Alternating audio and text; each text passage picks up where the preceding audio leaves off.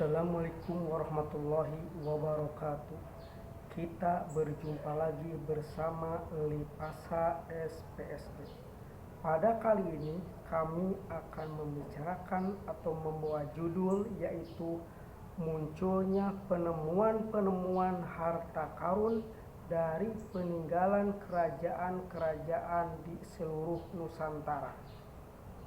Banyaknya kerajaan-kerajaan yang tersebar di seluruh wilayah Nusantara tentu mempunyai kebudayaan adat yang berbeda-beda, suku dan bahasa yang berbeda-beda, serta mempunyai senjata khas yang berbeda-beda.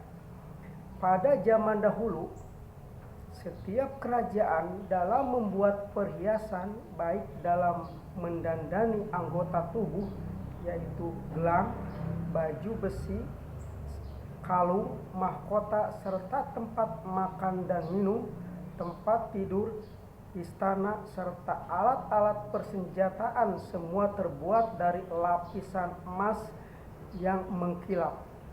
Sehingga pada waktu itu kerajaan-kerajaan di wilayah Nusantara sangat terkenal akan kekayaannya, atau dengan sebutan wilayah Nusantara adalah kerajaan yang kaya raya, sampai terkenal ke seluruh dunia.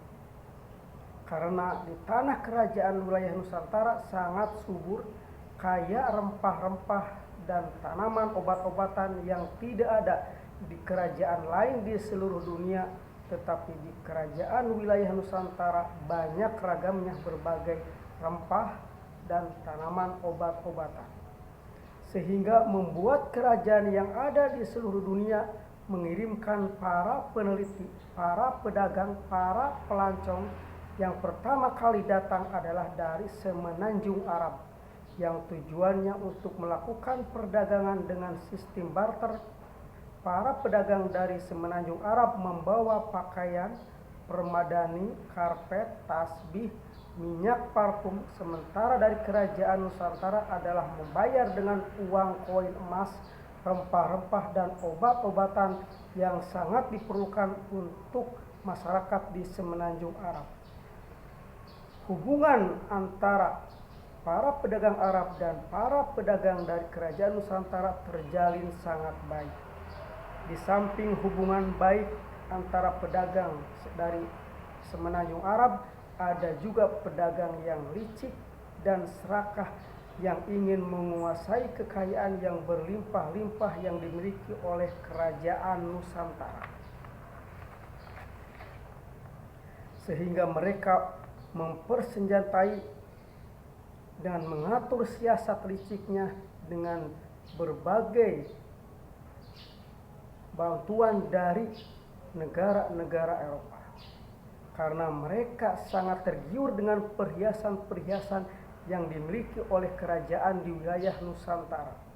Karena itikat yang tidak baik dari sebagian para pedagang Arab, maka para raja-raja dan rakyat sepakat untuk melawan setiap para pedagang yang datang dari semenanjung Arab, baik yang datang dari wilayah Gujarat, India, maupun dari wilayah lain yang sangat berbatasan dengan kerajaan Nusantara. Sementara para pedagang Arab yang serakah, rakus, dan haus akan kekuasaan atau kolonialisme, mereka meminta bantuan dan bekerja sama dengan para pelancong, para penjelajah, para peneliti dari negara Eropa yang sudah modern persenjataannya. Dengan membawa para peneliti, para penjelajah, para pelancong, dan para pedagang dari negara-negara Eropa seperti dari Spanyol dan Portugis, akhirnya terjadi perang yang sangat dahsyat antara pedagang Arab yang dibantu oleh orang Eropa dengan rakyat dan berbagai ada di kerajaan wilayah Nusantara. Akhirnya para raja-raja dan seluruh rakyat yang ada di seluruh wilayah Nusantara sepakat untuk menimbun harta benda yang terbuat dari emas supaya tidak dijarah atau direbut oleh para pedagang Arab yang bekerja sama dengan para pedagang, para pelancong, para peneliti dari negara Eropa, yaitu negara Spanyol dan Portugis.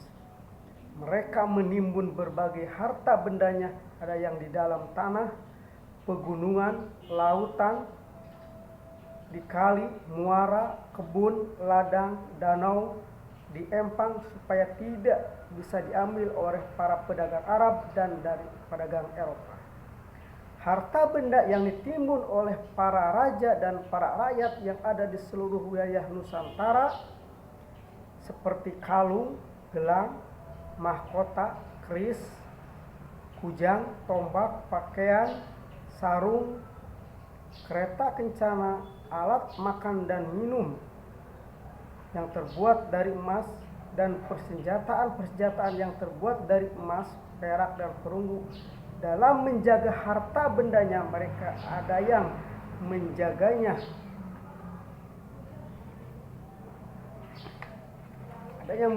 dengan meminta bantuan para makhluk halus yang terdiri dari bangsa jin, siluman, setan, atau bangsa makhluk halus lainnya. Makhluk itu ada yang berbentuk ular, kera, burung, anjing, genderuwo, atau bangsa manusia yang mempunyai ilmu kesaktian yang sangat tinggi dan suka menghilang. Sebagai contoh, yaitu penitipan harta benda atau kerajaan dari wilayah Nusantara yang dititipkan kepada Presiden pertama, yaitu Bapak Presiden Insinyur Soekarno. Adapun di zaman sekarang, manusia yang bisa menemukan harta benda atau harta karun peninggalan dari berbagai kerajaan di Nusantara bisa melalui perantara orang-orang sakti, turunan atau dari anak cucu kerajaan, dan dari setiap bencana atau musibah seperti gunung meletus, tanah longsor, banjir besar, dari penggalian tanah yang dilakukan oleh manusia untuk pembuatan atau pengeboran air minyak di lautan, pembuatan proyek jalan, perumahan, pabrik, kebakaran hutan, penggalian gua-gua atau bangunan-bangunan tua, prasasti, batu-batu besar di ladang atau sawah kebun. Terkadang bisa ditemukan oleh para petani yang bekerja mencangkul sehari-hari baik di kebun maupun di ladang persawahan. Penemuan yang akan menghebohkan Indonesia dan dunia sejarah dan penelitian oleh para ilmuwan akan terjadi pada pertengahan dan akhir tahun 2025 yang dimulai di wilayah Tatar Pasundan, mulai dari Provinsi Banten dan Provinsi Jawa Barat, yang diteruskan penemuan harta karun peninggalan kerajaan Nusantara di seluruh wilayah Indonesia dan di seluruh dunia. Sekian dari kami, mohon maaf atas segala kehilapan dan kekurangan. Wassalamualaikum warahmatullahi wabarakatuh.